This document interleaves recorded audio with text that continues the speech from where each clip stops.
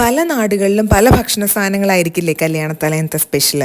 ഞങ്ങളുടെ ഇങ്ങോട്ടേക്കൊക്കെ എറണാകുളത്തിൻ്റെ കിഴക്കൻ മേഖലകളിലും കോട്ടയത്തുമൊക്കെ ക്രിസ്ത്യൻ വീടുകളിൽ കല്യാണത്തലേന്നത്തെ വൈകുന്നേരത്തെ സ്പെഷ്യൽ ഐറ്റമാണ് ഈ എല്ലും കപ്പയും. ഇതിനെ തന്നെയാണ് കപ്പ ബിരിയാണി എന്ന് പറയുന്നത്. ഇടുക്കി സൈഡിലോട്ടൊക്കെ ഏഷ്യാഡ് എന്ന് പറയുമെന്ന് എനിക്ക് തോന്നുന്നു. ഇത് കപ്പയും പോത്തിൻ്റെ എല്ലോട് കൂടിയ മാംസഭാഗവും ഇട്ടിട്ട് നല്ല മസാലയൊക്കെ ഇട്ട് ഉണ്ടാക്കുന്ന അടിപൊളി സാധനമാണ്. എല്ലാവരും കഴിച്ചിട്ടുണ്ടാവും.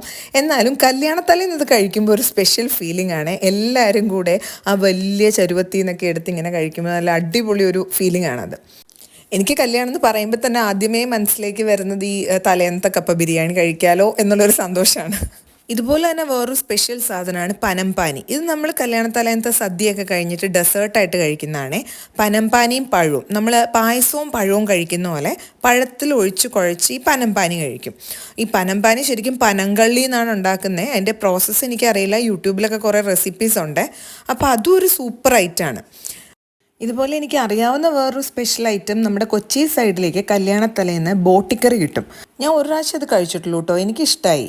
എന്നെപ്പോലെ തന്നെ നിങ്ങൾക്കും കല്യാണത്തലേന്ന് കേൾക്കുമ്പോൾ നിങ്ങളുടെ നാട്ടിലെ സ്പെഷ്യൽ ആയിട്ടുള്ള ഏതെങ്കിലും ഒരു ഫുഡ് ഐറ്റം മനസ്സിലേക്ക് ഇപ്പോൾ ഓടി വരുന്നുണ്ടാവില്ലേ?